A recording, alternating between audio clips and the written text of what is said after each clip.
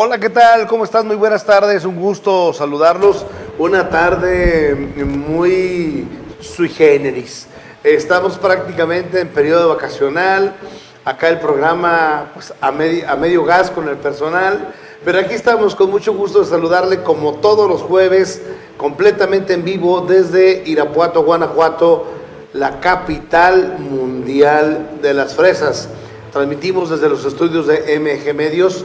Hoy, justamente iniciando el mes de agosto, ya agosto, se nos va este 2024 de manera rapidísima, pero nosotros con el mismo entusiasmo de siempre les saludamos y mandamos saludos a nuestro compañero, el maestro Eduardo Elías, a quien le deseamos que sean placenteras las vacaciones que este programa le ha pagado completamente, totalmente incluido, mi querido Emilio Laguna Beltrán. Así es que pues que las disfrute. Señoría, qué gusto saludarte. Doctor, muy buenas tardes. Con el gusto de siempre compartir una emisión más de esto que es Derecho de Réplica con ustedes. Efectivamente, el personal como que vamos tomando vacaciones esporádicamente. Advierto, el próximo jueves me toca a mí, para que estén prevenidos. No se crean. Con el gusto de compartir nuevamente con un invitadazo de lujo que ya forma parte de nuestro pool de analistas. En un momento más lo presentaremos, doctor. Sin embargo, agradecer a nuestros patrocinadores que amablemente, como cada emisión, se encuentran siempre presentes dando difusión a nuestro programa. Agua embotellada del Arbolito, un agua que puede encontrar en cualquiera de sus variedades en su tiendita más cercana y que cumple con todas las especificaciones que la norma en salud establece para tal efecto. Adicionalmente tenemos al Complejo Educativo Leonardo da Vinci, que cuenta con un grupo de carreras muy amplio, el cual pueden encontrar a través de sus multiplataformas, en Facebook, TikTok, Instagram y sobre todo en su página web. Al igual que Agua Embotellada el Arbolito, en su página de Facebook pueden encontrar los datos de contacto para cualquier pedido o solicitud del producto. Doctor, pues hoy tenemos un programa muy importante, creo que sensible para la ciudadanía irapuatense. Creo que va relacionado con un tema que hoy en día está muy cuestionado, sobre todo por las cuestiones de las decisiones que vienen desde el gobierno de la República, en donde se pretende atentar contra los organismos autónomos, entre ellos aquel que se encarga de la transparencia y del acceso a la información. Pero bueno, es un tema que tiene que ver con lo que hoy nos viene a hablar nuestro invitado, y pues en el momento que usted me indique, doctor, lo presentamos. Y una vez, amigo, ya que tiene ahí el micro. Perfecto. Pues bueno, está, como diría nuestro querido maestro, a quien le mando un fuerte abrazo y que disfrute sus vacaciones. Tenemos como invitado el día de hoy nada más y nada menos que al licenciado Raúl Calvillo Villalobos. Él tiene una amplia trayectoria profesional, sin embargo actualmente se desempeña como director del Observatorio Ciudadano Irapuato ¿Cómo vamos? Ya es un personaje reconocido en este programa, forma parte de nuestro pool de analistas y, como siempre, doctor, amplios temas de interés para nuestros seguidores. Sí, Emilio, muchas gracias, bienvenido, como siempre, Raúl, esta es tu casa. Muchas gracias, ¿no? Muchas gracias por la invitación. Te hicimos trabajar en vacaciones, amigo. No, hombre, para nada, nosotros estamos trabajando todo el mes de julio normal, casi siempre, todo el tiempo hay estadísticas, todo el tiempo hay información en materia de seguridad que con mucho gusto damos a conocer a la ciudadanía. Para nosotros es fundamental que la ciudadanía esté informada y participe, sí, porque de otra manera es difícil afrontar las problemáticas sociales que tenemos si no tenemos información y si no estamos unidos como sociedad. Fíjate que el tema de la seguridad pues es un tema muy sensible, Raúl, y justamente acabas de presentar el informe de lo que es la mitad del año, el primer semestre de este 2024, que pues las cifras no nos favorecen.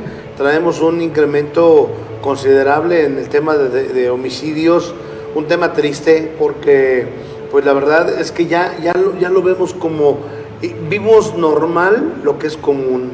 Fíjate, y eso es muy triste en una sociedad. Cuando claro, dicen, hoy mataron a 5, nada más 5, pues espérame, no podemos como sociedad mimetizarnos en esa condición, porque son 5 familias, son 5 escenarios, son 5 historias, que atrás hay otras 5 y se multiplican. es un tema penoso este tema de los homicidios dolosos, y pues creo que ha sido un tema que el observatorio ha puesto siempre el dedo en la llaga, que no le gusta mucho a las autoridades, Raúl. Es correcto. Y que sin embargo el observatorio se mantiene. Hay algo muy importante dentro de la información, o por qué decidimos nosotros empezar a llevar este conteo, que desafortunadamente, como bien lo comentas, estamos hablando de personas. Detrás de la estadística, desafortunadamente, existen no solo las víctimas como tal, sino las víctimas colaterales, llámense hijos, papás, hermanos, cuñados, que de alguna manera faltan, que ya no están, y que desafortunadamente, al vivir una tragedia de una muerte violenta, pues también deja secuelas psicológicas en las familias, en los familiares. La realidad es que nosotros puntualmente hemos dado a conocer las cifras de víctimas por homicidio doloso. Cada mes sacamos un reporte, hacemos un reporte semestral y uno anual, y esto lo hacemos porque en cifras oficiales que las hemos presentado aquí en carpetas de investigación, no existe una estadística a nivel nacional que señale la cantidad de víctimas por municipio. Si bien existe el número de víctimas por estado, ese sí nos lo da el Secretariado Ejecutivo, que es la fuente oficial, nos da por una parte carpetas de investigación, por otra parte nos da la cifra de todo el estado de víctimas, pero desafortunadamente ese número de víctimas no sabemos en qué municipios tuvo mayor incidencia. Okay. Entonces, cuando no es visible la problemática a la cual nos estamos enfrentando, pues en muchas ocasiones esto se minimiza. Y la idea es que la cifra no se minimice, que se atienda, que se vea también por esas víctimas colaterales que hoy se quedaron sin padre o sin mamá. No, es toda una cadena de desgracias. Es correcto. Es decir, pues yo no sé, ¿tú tienes segmentado por municipios hasta este momento? Sí tenemos información de todo el estado, nosotros mapeamos todo el estado, sin embargo, en el reporte que ahorita tenemos, solamente traemos la información de Irapuato. Okay. Estamos por sacar la información de la región, que son 11 municipios, okay, pero sí tenemos la información de todos los municipios. Ahora, dentro de los estados, sin que entremos ahorita todavía a la estadística, ¿cuál pudiéramos decir que es el más violento? Pues mira, normalmente en el registro de tasa por cada 100,000 habitantes, que es una manera de comparar, por ejemplo, estados muy pequeños en cuestión de población con el estado de Guanajuato, que tiene más de 6 millones de personas viviendo aquí, pues se realiza un cálculo y se saca la cifra por tasa. Y normalmente Colima es el estado muy que pequeño, ¿no? Es pequeño, pero tiene una alta incidencia. Okay. Tiene una población menor, pero por ejemplo allá con 600, 700 víctimas, cuando aquí, por ejemplo, llegamos a tener más de 2,000 víctimas o algo así, pues sí, de alguna manera se pulveriza por el número de población que tenemos. Y de las entidades de Guanajuato, de las 46 entidades, ¿cuál sería como el más Pues mira, violento? en cuestión de cifras totales, pues obviamente León se lleva la delantera, pero también estamos hablando que León representa 1/3 de la población total del estado, okay, ¿no? O sea, casi 3 veces lo que representa Irapuato. Entonces, León se llevaría el primer lugar en cuestión de números absolutos, en cuestión de víctimas, Celaya le seguiría y posiblemente Irapuato estaría detrás. ¿Y de mayor alto impacto también sería León o sería Celaya? Te digo porque en redes nacionales es pues, cada día más común escuchar Celaya. Pues mira, yo creo que no podemos meter a todos los delitos en el mismo cajón. Nosotros son 16 delitos de alto impacto. Okay. Ciertamente lo que más le duele al estado de Guanajuato es el homicidio doloso, pero por ejemplo tenemos unas tasas muy altas de violencia familiar o de lesiones dolosas, que de alguna manera también son formas de violencia. Claro. A pesar de que no cobren la vida de las personas, en la mayoría de los casos, la violencia persiste y existe. Entonces, creo que tendríamos que hacer un análisis, ya sacaremos un ranking semestral que les haremos llegar con mucho gusto, y con todo gusto estamos en la mejor de las aperturas para venir a presentarlo al auditorio, donde podamos comparar y que veamos las tasas por delito, para que de alguna manera veamos cuáles son los delitos que más le duelen a las ciudades y que pudiéramos ver o preguntarnos qué se está haciendo para contrarrestar esos delitos que tienen mayor incidencia. Ahora fíjate, Raúl, otro dato que también vale la pena no perder de vista, cuando tú ves la estadística, la cifra de los homicidios dolosos, impera, y lo vamos a ver más adelante, el homicidio por arma de fuego. Es correcto. Es decir, aquí hay una doble preocupación mía. Tenemos una sociedad pues desajustada, un tejido social perdido, pero además una sociedad armada, Raúl. Es correcto, es correcto. De alguna manera, la gran mayoría de homicidios que se cometen en el estado de Guanajuato son con arma de fuego. Entonces, esto nos señala que existen armas de uso exclusivo del ejército que están circulando diariamente por el estado, por los distintos municipios, y que se utilizan para arrebatar la vida a las personas de manera violenta. Sí, claro, pero fíjate que ahí creo que el Estado también debe de poner mucho cuidado, porque tener una sociedad armada con un nivel de polarización como lo que se vive en este país, pues es una mechita, Claro. Es una mechita para que en un momento, Dios no lo quiera, y ojalá que estemos hablando de casos que no puedan llegar a suceder, pero que en cualquier momento detonan un levantamiento.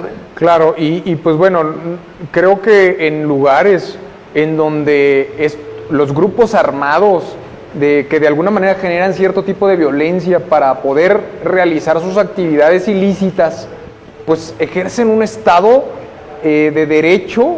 Sí, claro. Que ellos imponen, Claro. que no es el Estado de Derecho que en la Constitución tenemos, porque al final de cuentas, en esos territorios, ellos son la ley, Claro. y se ha perdido el Estado de Derecho como tradicionalmente lo conocemos. Estos poderes fácticos, y mira, y tú lo platicas con los comerciantes, con quien tengo mucha amistad y relación, y te dicen, oye, es que yo ya no sé qué hacer, dice, porque aquí nos dejan una caja. Fíjate, no voy a decir exactamente de qué comerciante estoy hablando, pero desde nos dejan una cajita LIC y dependiendo del día es a quién va la cuota y cuántas cuotas es 3 para un grupo delictivo un día, para otro grupo delictivo otro día y para gente del propio gobierno otro día. Entonces yo me pongo a pensar y digo, caramba, y eso ya lo ven los comerciantes como algo que pues hay que sacar para la cuota, ¿no? O sea, ese nivel de control y de poder, híjole, de verdad que es de preocuparse. Definitivamente, el tema de la extorsión es un tema que se vive hoy en México. Desafortunadamente, pues a veces no existen las condiciones como para denunciar este tipo de hechos, este tipo de actos, y entonces esto no permite dimensionar el problema que tenemos e incluso minimizarlo. ¿Por qué? Porque no existen datos, porque no hay denuncia, porque entonces cuando a la autoridad nos acercamos y le decimos es que se nos han acercado y nos han dicho que existe la extorsión, que existe estos tipos de cobros ilegales, y ellos nos dicen, pues diles que denuncien porque no hay denuncia, pero tampoco existe la certeza de que te garantice que no va a haber una represalia si denuncias, porque es la primera amenaza que llega para las personas. Y de alguna manera pues vemos los dos casos que han ocurrido desafortunadamente fuera del estado de Guanajuato, en Tamaulipas y en Baja California, en donde personas representantes de comerciantes levantaron la voz en contra de este tipo de delitos, de este tipo de ilícitos, y desafortunadamente perdieron la vida. De alguna manera quisiéramos pensar que no estaba ligado el asesinato con este tema, pero era el tema que habían tocado, ¿no? Sí, claro. Entonces, claro. De alguna forma, ¿cuál es el mensaje que recibimos como sociedad? Es decir, que si tú señalas que alguien está delinquiendo de alguna manera, no hablemos de tipos de delitos, te pueden arrebatar la vida y no va a pasar nada. Sí. Y esto también tiene que ver con el tema de las armas. Sí, claro. Que si ya en el momento en el cual tú ejerces violencia por medio de las armas y estás armado, te empodera. Y entonces es muy fácil transitar otro tipo de delitos. Sí. Porque ejerces un cierto control por medio del miedo. Sí, claro, nosotros, yo lo he comentado, bueno, nosotros en el corporativo pues litigamos temas de índole penal y luego te interiorizas a los penales y escuchas a las personas detenidas y conoces sus vidas y te dices, hoy sacas la conclusión de que la vida de una persona vale 5,000 pesos. O sea, es triste eso, ¿no? Es desafortunado, Muy claro. triste. Cuando yo escucho esas historias de viva voz, digo, bueno, ¿y tú qué? No, pues es que me pagaron, y bueno, y al menos cobraste bien, me pagaron tanto. Tú te pones a pensar, caramba, qué triste, ¿no? Es un tema nos hemos deshumanizado. Hay una deshumanización. Y eso es lamentable porque volvemos a lo que decíamos al inicio de la plática, nos acostumbramos a la violencia. Así y es. entonces, en lugar de verlo como algo que no es normal, ya lo ponemos como algo normal. Sí, claro. Sí, tú dices, es normal. No, lo normal es que no maten. Es correcto. ¿No? Es correcto, Señoría, es lo contrario, claro. completamente. Te veo inquieto, señoría. Sí, doctor, es que estos temas encienden las redes inmediatamente. Bueno, tenemos algunos mensajes, algunos saludos, no todas son dudas y comentarios. Tenemos el primero de ellos, una persona que se identifica como Maribel González, pregunta que cómo se saben todas esas estadísticas, que cuáles son las fuentes. Okay. Tenemos saludo de nuestro querido amigo el licenciado Marco Antonio Ruiz, manda saludos a todo el equipo y sobre todo al licenciado Villalobos. No. Fuerte abrazo. Gracias. Una persona con LADA 473 nos comenta que qué lástima que el licenciado Laguna defienda al INAI porque no sirve para nada. Bueno, ya tocaremos ese tema más adelante. Y el maestro Eduardo Elías no podía faltar. Fuerte abrazo para el licenciado Villalobos y para todo el equipo y el staff de Derecho de Réplica. Y dice que salud desde la playa. Qué padre. Son los mensajes que tenemos hasta ahorita, doctor. Siguen llegando. Más adelante les daremos lectura a todos ellos. Muy bien, Emilio, muchas gracias. Pues, saludos a todos. Y bueno, si te parece, entramos en materia, Raúl. Okay. Y creo que esta pregunta nos da pie. ¿Cuál es la fuente de información? Y aquí quiero comentar algo, que me llama mucho la atención cuando el observatorio dice que una de tus fuentes es las hemerotecas, es decir, los medios de comunicación. Es correcto. Porque la autoridad no te proporciona información. Es correcto, volvemos a mencionarlo, al día de hoy a nivel nacional no existe una estadística de víctimas por homicidio doloso por municipio, estamos hablando de más de 2.470 municipios distintos en el país, Sí. y no sabemos la cantidad de homicidios que existen en cada municipio. Por ello es que nosotros hacemos un recuento hemerográfico. Esto significa que mapeamos los medios de información, tanto impresos como digitales, como las transmisiones, y entonces los sistematizamos, generamos una base de datos que posteriormente revisamos con la Secretaría de Seguridad Pública Municipal. Y Ok. entonces cotejamos la información que tenemos y posterior a eso también tomamos los boletines de la Procuraduría, en este caso de la Fiscalía General del Estado de Guanajuato, que diariamente manda el parte informativo a los medios de comunicación, donde señalan un poco más de datos acerca de las personas que fallecieron el día anterior. Entonces, con esas fuentes vamos armando esta base de datos. Donde nos da más problema la estadística es cuando encuentran lugares donde encuentran varias personas semienterradas o las llamadas fosas clandestinas, en las cuales pues difícilmente se sabe a ciencia cierta cuántas personas hubo, qué género tenían, la edad, porque se maneja con mucha secrecía todo esto. Sí. Al final de cuentas nosotros vamos primero por un hallazgo, y ya de ese hallazgo la Fiscalía dice, bueno, pues había 3 personas, 4 personas, 2 personas, y entonces de esa manera ponemos la estadística, y al final de cada mes, una vez que mandamos el reporte de víctimas al cierre de mes, también cotejamos con otras bases de datos como el Registro Civil y la Secretaría de Salud. Pues es un trabajo muy arduo de investigación, sí, porque no hay una fuente oficial. Si hubiera una fuente oficial, en este caso, por ejemplo, si la Fiscalía cada mes diera a conocer que de las 300 víctimas registradas en todo el estado de Guanajuato, se registraron 10 en Irapuato, 15 en León, 20 en Celaya, entonces pues no habría tanta necesidad de hacer todo esto que hacemos para conocer la problemática en la cual estamos inmersos. Sí. Porque habría más apertura de información, desafortunadamente. Pero sería muy difícil hacerlo. No, la realidad es que no. No hay voluntad. En primer lugar, no hay algo que lo exija. Y ese es uno de los problemas. Actualmente el Secretariado Ejecutivo del Sistema Nacional de Seguridad Pública pues tiene ya normas y reglamentos que tienen que seguir sí o sí. Es por ello que cada mes tenemos acceso a la información oficial de las carpetas de investigación. Ok. Pero desafortunadamente el secretariado no pide la información de víctimas segregada por municipio. Ok. Entonces la piden nada más de manera estatal. Podemos saber cuántas víctimas hubo en el estado en base a lo que registra la propia fiscalía, porque es lo que dice la fiscalía. ¿Te da un número global? Te da un número global en el estado al cierre del mes, pero no te dice en qué municipios. ¿Y fue no el lo saben registro. ellos? Claro que sí. Ok. No, tienen, cada que se abre una carpeta de investigación, debe de haber un lugar en donde se abrió. Claro. Entonces, tienen latitud, tienen longitud, tienen mucha información. El problema es que no se hace pública, porque no se exige que sea pública. Ahora, entendemos también que existen datos que no se pueden publicar por la secrecía de la investigación. Sí. Pero la realidad es que el número global el número total de víctimas por municipio no es un dato que sea privado o que afecte el tema. Estábamos hablando del tema de INAI y el tema de los datos personales, ¿no? Para nada. Porque a ti no te interesan nombres, ¿no? No estamos pidiendo nombres, no estamos pidiendo direcciones, no estamos pidiendo RFCs o CURPS, ¿no?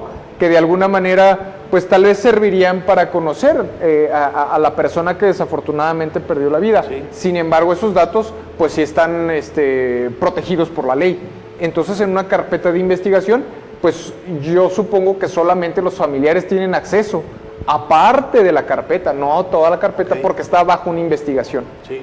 Pero fíjate que yo veía, si quieres, corremos la primera de las láminas, producción, de este informe que entrega el Observatorio Ciudadano del comparativo, bueno, de lo que va del primer semestre del año 2024, comparado con el mismo periodo del 2023. Bueno, ahí vemos una estadística desde el 2017. Es correcto. ¿Por qué del 17? Porque nosotros empezamos a medir esta información desde el 2017. Ok. Ahí nace el observatorio. El Observatorio Ciudadano se empieza a concebir desde el 2016, pero nace en julio del 2017, es cuando contratan a tu servidor.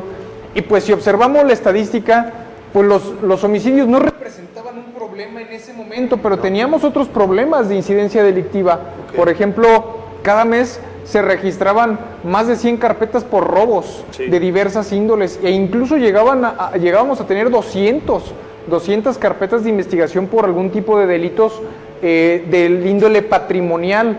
Entonces todo eso empezó a llevar a un grupo de ciudadanos pues a que vieran qué se estaba haciendo en otros lugares del país e incluso internacionalmente hablando, pues para poder llevar una estadística que nos dijera cómo estamos.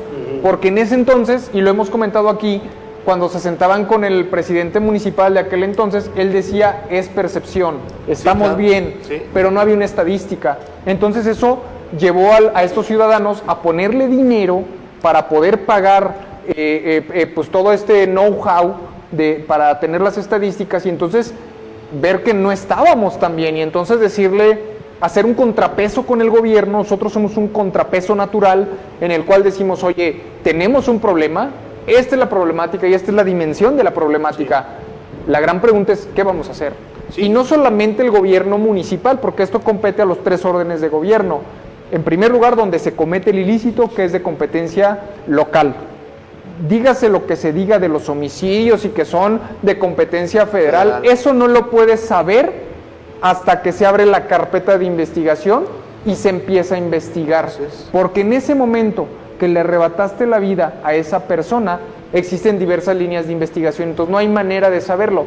Puedes suponerlo por el tipo de hecho que se suscitó. Si se utilizaron armas de grueso calibre exclusivas del ejército, entonces te da la idea que puede ser de una competencia federal. Pero también hay casos en los cuales ha habido riñas, y volvemos al inicio de la plática. Hay gente que tiene en su poder armas de alto calibre que no necesariamente pertenecen a grupos que generan violencia, y entonces pareciera que es un homicidio que pudieras pensar que lo realizó alguno de estos grupos, sin embargo no tienen la certeza. Entonces por eso es de competencia de los 3 órdenes de gobierno. Hasta en tanto se abra una línea de investigación ya franca, ¿no? Es correcto. Y entonces veíamos ahí un 72% de incremento, Raúl. Así es. De comparativo del primer semestre del 2023 con el 2024. Este aumento que vemos ahí es en eventos. En Cada evento puede tener más víctimas. Okay. Esto lo hace comparativo a las carpetas de investigación. Okay. Por cada evento en el cual muere una o más personas se abre una carpeta de investigación. Okay. Desafortunadamente, si tenemos un ataque a un vehículo y las 4 personas que venían en el vehículo fallecen, Solo es uno. se abre una carpeta de investigación. Okay. Entonces eso tampoco nos permitía dimensionar el tamaño de incidencia que se tenía en la muerte de las personas. Entonces, por ello, al momento tenemos aquí estos eventos. En la siguiente diapositiva podemos observar ya las cifras de víctimas. Estas 177 eventos tuvieron un registro de 228 víctimas. Esto significó un aumento del 48% en la comparativa semestral. La realidad es que hemos tenido un primer semestre del 2024 muy violento, muy movido. Si vemos la gráfica, el peor de los primeros semestres fue en el 2020. A pesar de haber estado en pandemia, no bajó la incidencia para este primer periodo. Recordando nuevamente que en el 2020 hubo un parteaguas. En julio del 2020 se dio una desafortunada masacre en un anexo donde 27 personas al menos perdieron la vida, y eso cambió completamente la incidencia, porque tuvimos uno de los segundos semestres con más baja incidencia, puesto que todo estaba el ojo del huracán en nuestra ciudad por ese incidente que lamentamos. Un hecho con pero 27 víctimas. Impactos, ¿no? Que la siguiente lámina nos habla de cuál sería, producción. Ahí está. Eventos y víctimas. Es correcto, lo que les comentábamos, tuvimos 177 eventos con 228 víctimas, y ahí podemos ver también el promedio de víctimas por evento, que anda en 1.28. Obviamente, pues .28 no puedes dividir una persona, pero es para darnos una idea más o menos de cuál es el promedio que traemos en cuestión de víctimas por evento. Ajá. Siguiente, producción. En la que sigue podemos observar lo que es la causal del homicidio registrado por evento. Ajá, ahí lo tenemos. En esta podemos observar que la mayoría de estos eventos sí los clasificamos como hechos relacionados con el crimen organizado por los indicios que existen al momento de levantar la información. Sin embargo, y lo aclaramos aquí, la Fiscalía es la única entidad que se encarga de clasificar los eventos por línea de investigación. Por ello es que en algún momento aparecen los boletines de detenidos por homicidios y vemos que probablemente teníamos alguno que estaba clasificado en crimen organizado y resulta que fue una riña entre particulares. Okay. Pero como se utilizaron armas de fuego de alto calibre, te hace creer que solamente son los grupos del crimen organizado quienes realizan este tipo de hechos, y no es cierto. La siguiente lámina nos muestra el tema del uso de arma de fuego, que era lo que comentabas. ¿No? La gran mayoría de estos homicidios se registran que las personas fueron heridas por arma de fuego, y ese 25% restante que dice otro, normalmente son los hallazgos. Aquellas personas que encuentran en un camino, que a simple vista no se les ven heridas por arma de fuego, pero podríamos decir que de ese 25%, poco más de la mitad, les quitaron la vida por arma de fuego. Desafortunadamente esa información ya no nos llega a nosotros. O sea que puede crecer. Todavía puede crecer más. 85. La realidad es que yo creo que normalmente anda entre el 80 y el 85%. Sin embargo, ya es muy difícil saberlo porque ya no tenemos información posterior a lo que encontramos durante el mes, porque sigue habiendo nueva información de otros casos. Este tema, esta lámina, me parece de verdad seria, delicada. Un pueblo armado, yo insisto, un pueblo armado y un pueblo tan polarizado, tan dividido, híjole, puede tener serias consecuencias.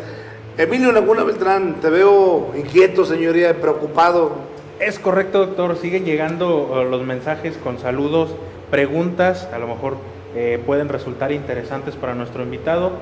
Nos dice Toño Rual, manda saludos al licenciado Marco. Isabel Gutiérrez nos pregunta que de qué depende la violencia en una zona determinada o en un lugar determinado, que si acaso influye el partido que gobierna. Tenemos otro mensaje de uno de nuestros seguidores, se identifica con la ADA 462 y pregunta si tenemos el dato de cuántas personas están en la cárcel por el delito de homicidio. También Martín Frías cuestiona que qué solución podría proponerse, y saludos, buen programa, manda este seguidor. Tenemos otra LADA 462 y nos dice más bien que de nada sirve denunciar, que es la percepción ciudadana. Son los mensajes que tenemos, doctor. Tenemos más que les daremos mensaje y salida más adelante. Muchas gracias, señoría. Pues bueno, un dato interesante. ¿Tendrá que ver, Raúl, la condición sociopolítica que vive cada entidad? Puede influir, sí, claro. Definitivamente, cuando un partido gobierna en cierto lugar, pues de alguna manera tiene cierta influencia. La realidad es que no podemos hablar de partidos en específico que estén señalados como miembros o como grupos ligados al crimen organizado de manera política, porque la realidad es que cualquier partido y cualquier miembro puede estar ligado. Ya no es ajeno el tema político de los grupos que generan violencia, porque estos grupos se han dado cuenta que pueden influir en las elecciones de manera directa o indirecta, y que después pueden cobrar eso. Sí, claro. Que de alguna manera sí se puede dar una relación. Ajá. Y esto, pues es propio de todos los partidos. Yo creo que en México, desafortunadamente, tenemos un tema que es el tema de la corrupción, y en muchas ocasiones, pues puede ser una corrupción en la cual dos personas se sienten y tomen acuerdos para hacerlo, y otra que sean obligados a hacerlo. Si no cooperan, pues bueno, va a tener consecuencias fatales. Sí, fíjate que yo escuchaba una noticia bomba que soltó el gobernador justo después de las elecciones, a días de haber pasado las elecciones, y dijo: se los dije a los partidos que tuvieran cuidado con los candidatos que proponían. Y ahora tenemos en la investigación, no recuerdo el número, no sé si tú lo recuerdas, Emilio, de candidatos que obtuvieron el triunfo y que están ligados al crimen.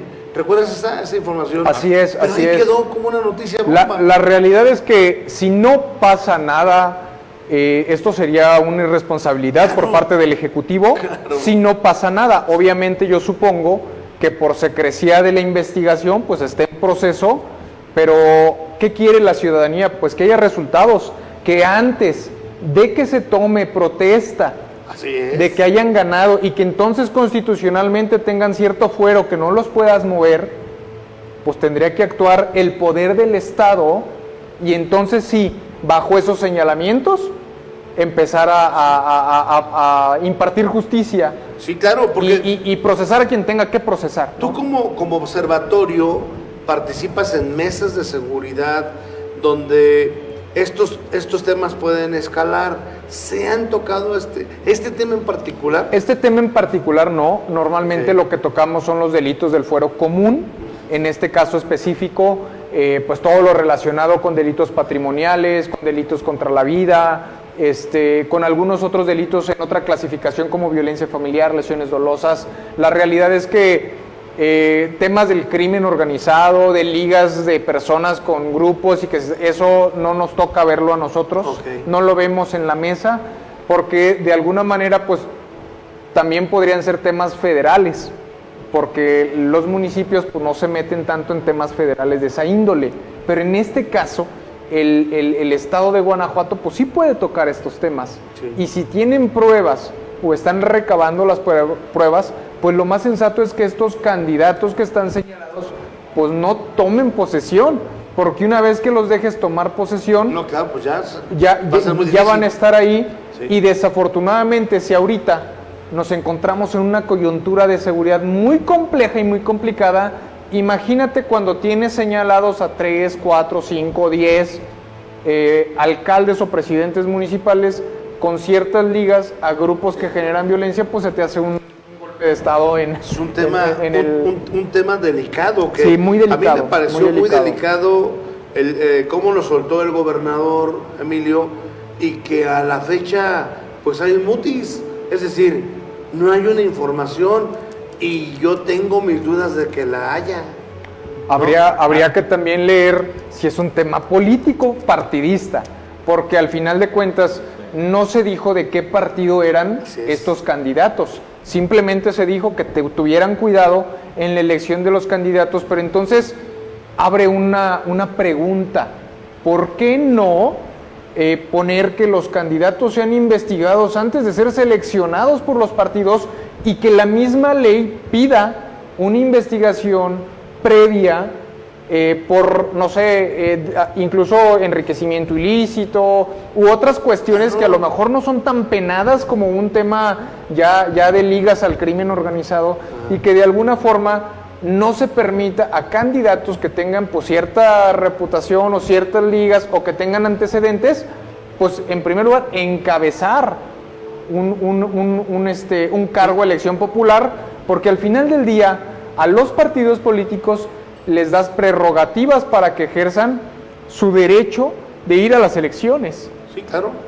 Entonces tú estarías financiando personas que pues de alguna manera no son intachables, que tienen cierta reputación que incluso puede generar violencia a futuro. Sí, y lo hemos platicado, Emilio, en varias ocasiones. Esta pregunta que yo comúnmente hago cuando tenemos estos planteamientos: ¿culpa o responsabilidad? ¿No? Entonces, ahí está una gran incógnita. Es correcto, doctor. Como bien comentaba el licenciado Raúl, abonando un poquito al tema, algunos medios de comunicación han manifestado que a través de la plataforma de transparencia han solicitado información al respecto de si existen carpetas de investigación abiertas por estos señalamientos del gobernador, y a la fecha se ha reservado a la Fiscalía la información, atendiendo o argumentando temas de privacidad o de cuestiones de seguridad y de prevención en la investigación. Son dos lecturas que le podemos dar, que en realidad sí sea el objeto que están manifestando o que realmente se trate de un tema político, y por ello es que no tengamos esta información a la mano. Sobre lo que comentaba también el licenciado Raúl, algún partido de oposición en el Congreso local o en la legislatura local también hizo ese planteamiento. Dijeron, entonces, derivado de ello, hagamos una propuesta de reforma en la que se establezca o se modifique la ley electoral para que se pueda realizar una investigación preliminar de aquellas personas que tengan alguna intención de contender para algún cargo público. Se hizo un debate entre diputados y unos argumentan que la cuestión es violatoria de derechos humanos, otros dicen que no, que es por seguridad de la población. En fin, es un tema que se tendría que debatir ya en la mesa legislativa y pues escuchar también a los órganos jurisdiccionales en materia de derechos humanos. Pero es la opinión, doctor, ¿culpa o responsabilidad? Creo que se inclina la balanza al tema de la responsabilidad.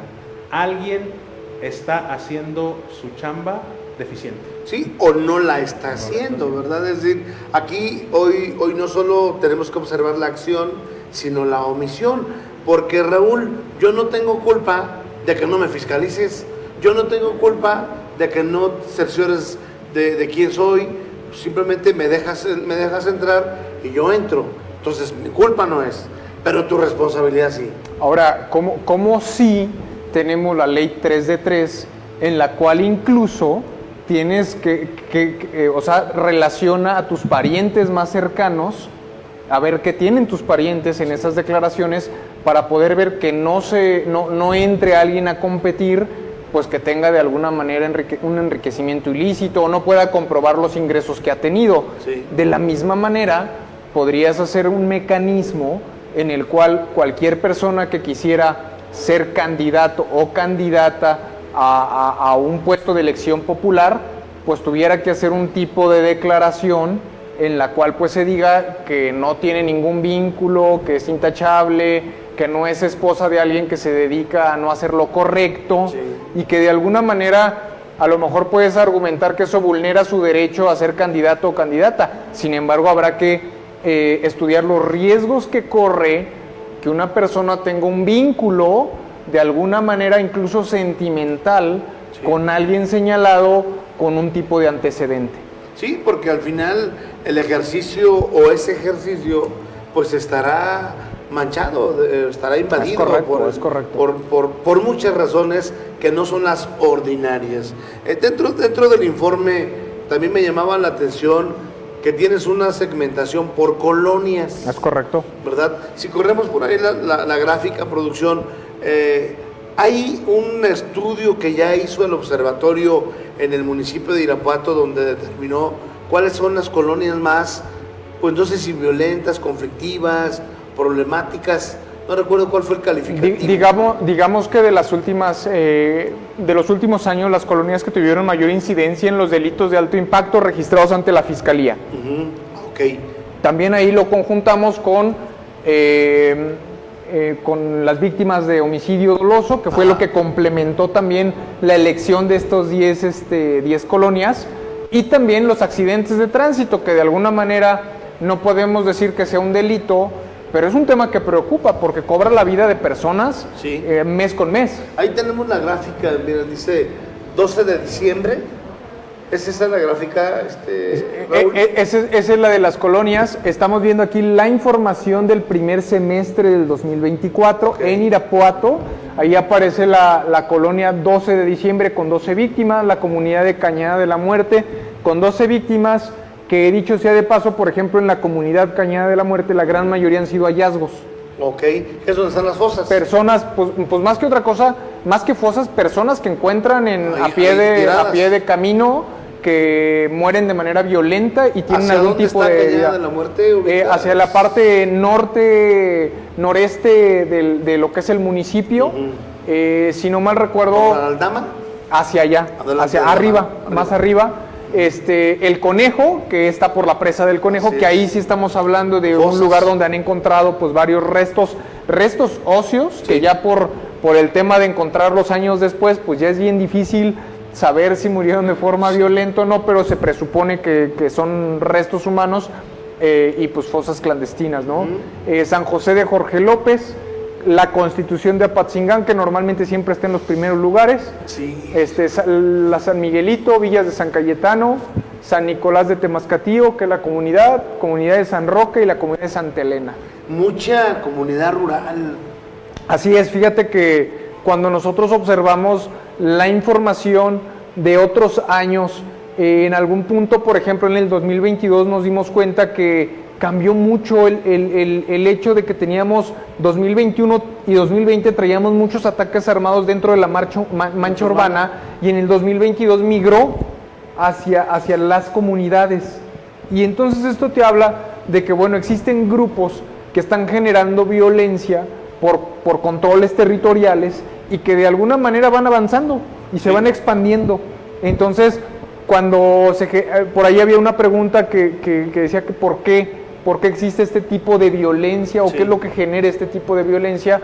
Desafortunadamente, en el tema de homicidio doloso como tal, pues vemos que existen estos grupos con intereses creados que de alguna manera ejercen cierto control de un territorio por medio del homicidio. La territorialidad, y lo hemos visto, lo hemos platicado, un tema que también le corresponde al Estado, el tema de mantener los territorios pues en paz o con tranquilidad. Vuelvo a señalar, bueno, atrás del tema está la omisión o la opacidad por parte de las autoridades. Mientras ellos no pongan un manotazo en la mesa y verdaderamente se busquen estrategias concretas, pues el tema va a seguir pasando. Y hace un momento decían, Emilio, ¿cuántas personas hay presas por homicidio? Yo preguntaría, más bien, y yo se los he preguntado a la Fiscalía, También nosotros. Insisto, porque finalmente pues, nosotros litigamos. Y yo luego les pregunto a los compañeros fiscales, en la audiencia pues somos contrarios. Ya fuera de la audiencia nos llevamos Somos bien. ciudadanos. Somos ciudadanos, y le digo, oye, pero estás hablando de que tienes mucho trabajo, pero carpetas de investigación por homicidio hay abiertas. ¿Y cuántas órdenes de aprehensión? ¿Cuántas personas detenidas? ¿Y sabes qué me contestan, Raúl? Nada más mueven la cabeza. No hay. No hay. No hay, lo hemos visto.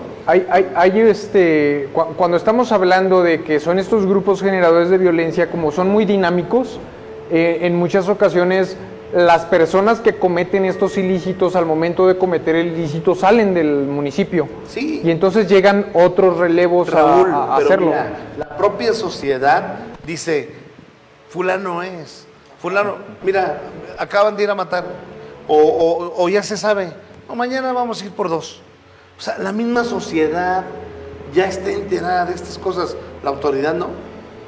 Lo dejo solo como pregunta. Esa sería la gran pregunta. Lo dejo ¿no? como pregunta. Emilio, te veo inquieto. Es una pregunta que creo que todos conocemos, doctor, esta opinión. Pues la percepción ciudadana es esa, ¿no? O sea, ellos saben en todo, cualquier autoridad a la que te acerques saben dónde están, y la pregunta es, ¿por qué no hacen nada? Y bueno, seguimos teniendo esa incógnita, ¿no?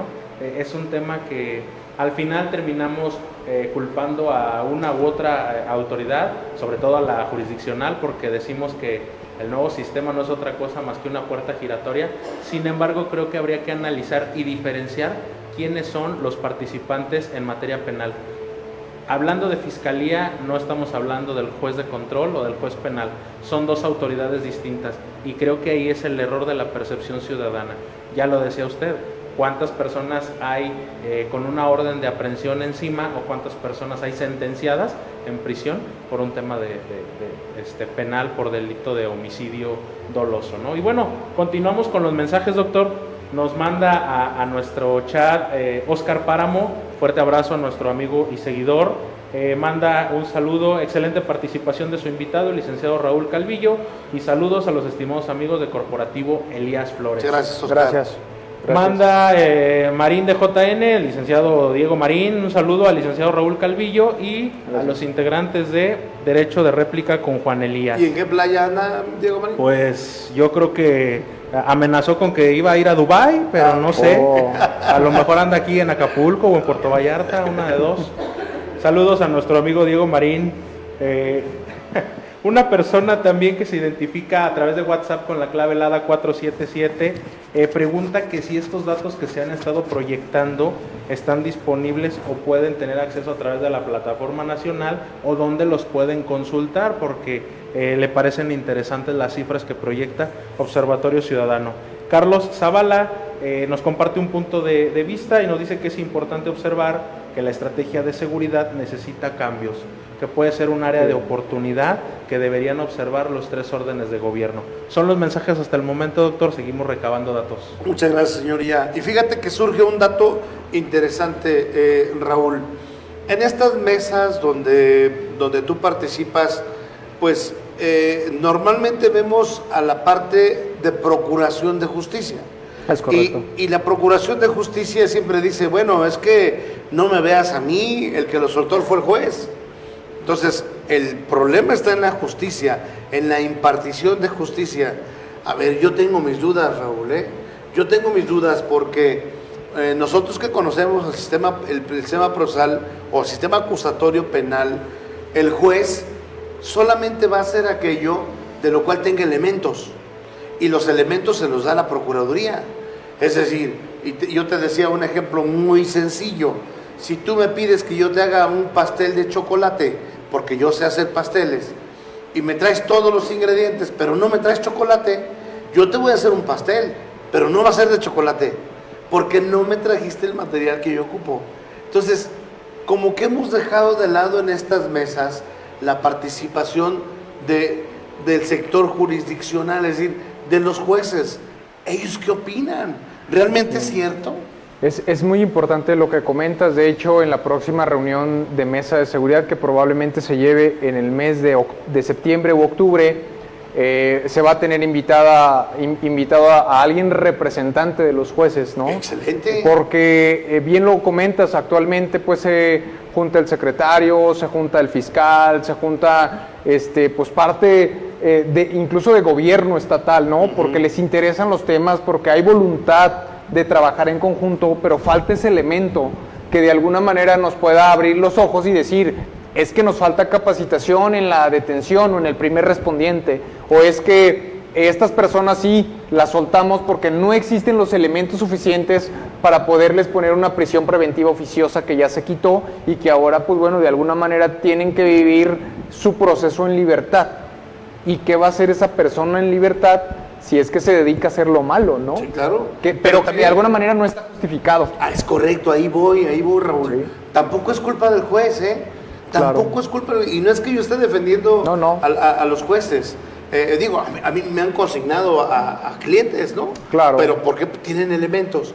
Pero no es culpa de ellos. Es decir, si la Procuración de Justicia no hace su papel correctamente, pues el juez va a hacer lo que pueda. Y lo hemos platicado, Emilio, ¿no? Cuando analizábamos el nuevo sistema penal, ¿qué decíamos? Bueno, parece que tenemos un sistema nuevo con prácticas viejas, ¿no? Es correcto. Lamentablemente, las fiscalías, y hablo en general porque no solamente en Guanajuato sucede, en todo el país, inclusive la Fiscalía General de la República, todavía utilizan una estrategia muy común, que es la fabricación de delitos, la fabricación de carpetas y la fabricación de pruebas, ¿no? De datos de prueba. Entonces, basta un indicio para poder determinar la oportunidad hoy en día, en la actualidad, de poder debatir una prisión preventiva justificada. Y si se presume la participación de la persona que está siendo juzgada en el hecho, pues evidentemente va a ir a prisión, mientras son peras o son manzanas. Pero justamente seguimos teniendo ese tipo de malas prácticas que al final toca desestimarlas o descubrirlas y evidenciarlas en juicio.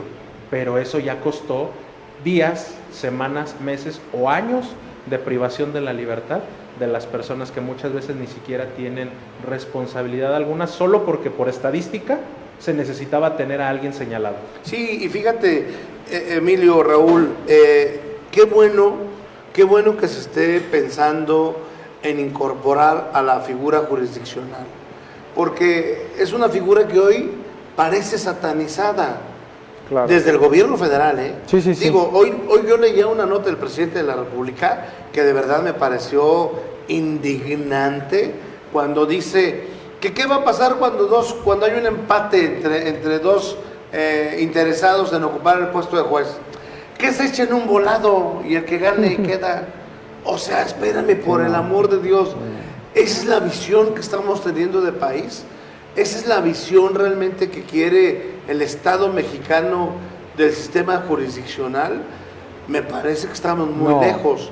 Y si tú dices, en esta mesa, todo dice, pues la culpa es del juez, y el juez no se defiende, a ver, pues vamos a ver, y yo creo que va a haber interesantes análisis, Raúl. Así es, debería de. Yo creo que tenemos muchas áreas de oportunidad, tanto en el sistema penal acusatorio, como en las fiscalías, como en las propias corporaciones policiales. Y entonces, cuando empecemos a juntar a los actores principales de todo lo que llamamos seguridad, y podamos sentarnos con ellos como ciudadanos sin cargo público y ellos con su cargo público que ostentan, y poder ver dónde están esas áreas de oportunidad, vamos a ir ganando poco a poco terreno. Sí. Porque en primer lugar se van a conocer entre ellos, que a veces este tipo de relaciones no se dan. No, claro, no. Y en el momento en el que en esa mesa se junten y empiecen a trabajar en conjunto, probablemente tengamos mayor éxito. Y esto tiene que ir paulatinamente creciendo. Esto de las mesas de seguridad, pues hace 4 años no lo teníamos. O sea, la realidad es que acá empezamos en el 2019, a estirones y jalones, se vino la pandemia, se pausó. En 2021, pues todavía estábamos entre que pandemia, reunión, no reunión. 2022 se retomó, y pues ahora en estas mesas, pues ya se empieza a vislumbrar cuál es el camino que debemos de seguir, pero es importante que todos los actores principales estén sentados en la mesa, los representantes que puedan tomar decisiones, Sí. y que de alguna manera se lleven compromisos a casa, para que en la siguiente reunión empecemos a ver resultados. Sí. Emilio. De hecho, doctor, ya ha habido este tipo de participaciones, inclusive el primer foro de participación ciudadana en el que intervinieron los ministros de la Suprema Corte de Justicia de la Nación, se tituló de esa manera: ¿qué poder judicial tenemos y qué poder judicial queremos? Esto en el aspecto de la reforma al Poder Judicial de la Federación. Se tocaron puntos muy interesantes, sobre todo esta cuestión de la que hablamos, ¿no? El cómo se están eligiendo a los integrantes de los poderes judiciales o del Poder Judicial de la Federación, y cómo es que se quiere que se elijan. y digo, creo que evidentemente un volado pues no es la alternativa, ¿no? Quiero dar lectura a un último mensaje, doctor. Yasmín Vargas manda saludos, excelente noche. Piensa que se tocó un tema muy importante para todos y más que es el día a día en esta ciudad, y manda saludos al licenciado Juan Elías. Muchas es gracias, la opinión Emilio. y los mensajes, doctor. Muy amable, Yasmín, muchas gracias, Emilio. Y bueno, pareciera que voy a narrar el béisbol, pero no, Raúl. Yo diría, se va, y parece que se va el fiscal. Así es, hemos escuchado que de alguna manera fue una promesa de campaña Ajá. por parte de la gobernadora electa Livia Denis. Aparentemente la coyuntura de todo lo que está sucediendo alrededor de la fiscalía nos está mostrando una salida.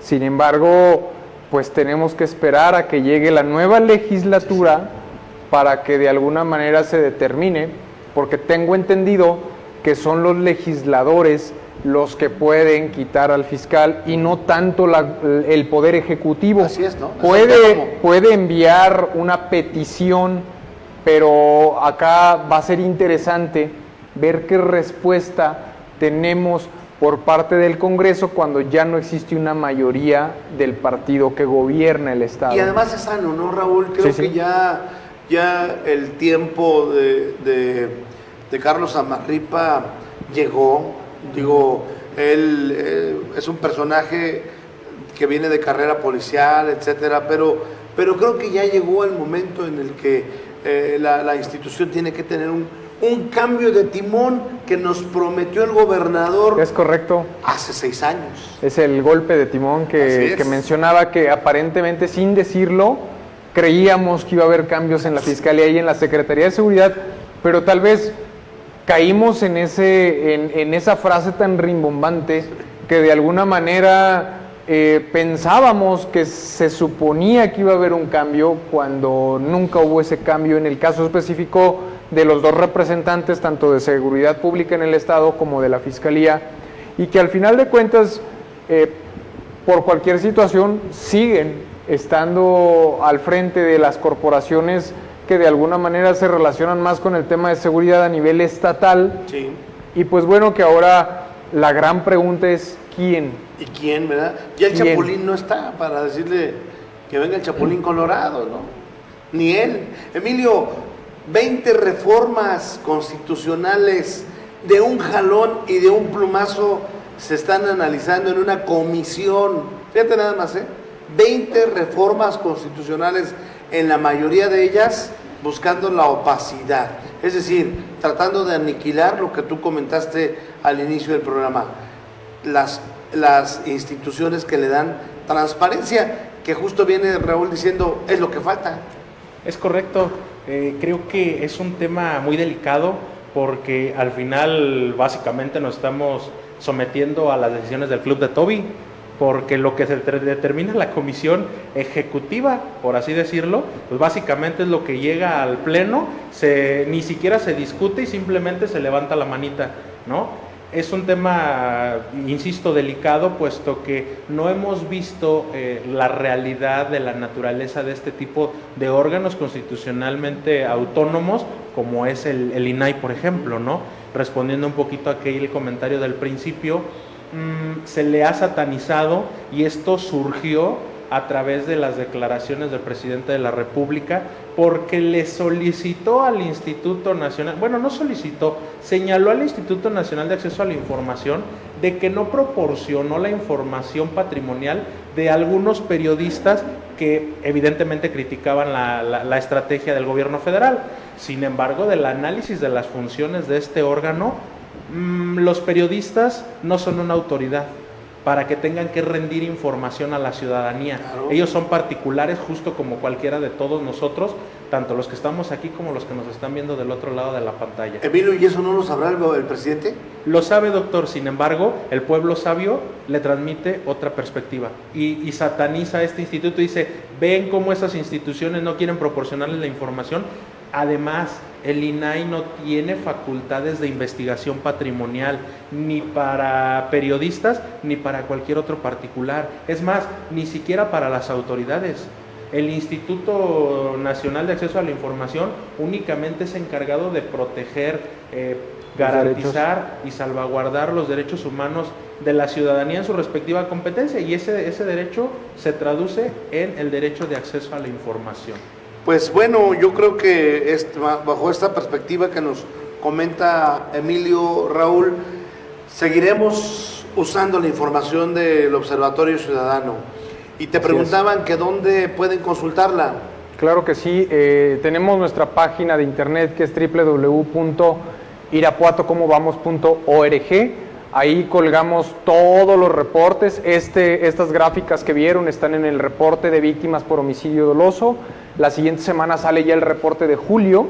Esto pues no para, hay que continuar. Y seguramente que a mediados del mes de agosto vamos a tener el reporte de víctimas regional, en donde ya damos cuenta de los municipios de Abasolo, Pénjamo, Cuerámaro, Guanímaro, todos los municipios que corresponden a la región B. Que son como 11 más o menos, ¿no? Sí, son 11 que se atienden en la fiscalía, que está en la cabecera municipal, en este caso en Irapuato.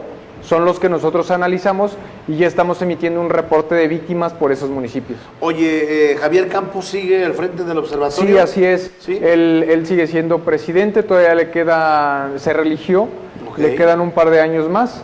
Él que ya quiere descansar y pues, que no lo dejamos. La realidad es que sí, es también interesante que bueno, existan nuevos relevos, como bien lo comentas.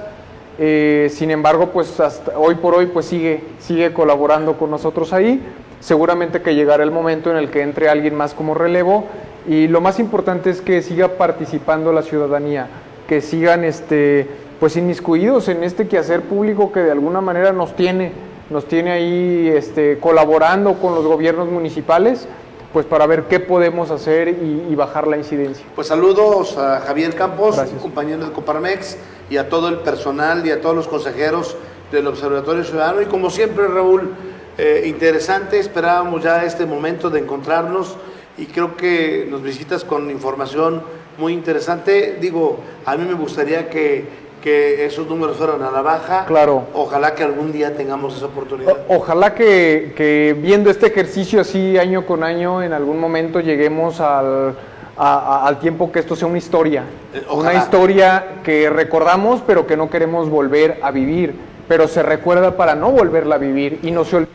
Entonces, de alguna manera creo que como sociedad tenemos que aprender de lo que estamos viviendo en este momento para no repetir los errores que hemos tenido y tener pues un mejor futuro. Como siempre, bienvenido, Raúl. Muchas gracias. Y a usted, todo gracias por acompañarnos. Emilio Laguna, gracias. Tatiana Hernández, Cristian Chespi allá en Controles. Y bueno, no sé quién más por ahí se me esconde, no veo muchos, pero a todos un saludo enorme. Disfruten sus vacaciones, cuídense mucho. Recuerde, el dengue está muy fuerte. Cuídese mucho, es un tema importante. Agradecemos el que haya estado con nosotros y recuerde que aquí usted siempre tiene derecho de réplica. Buenas noches.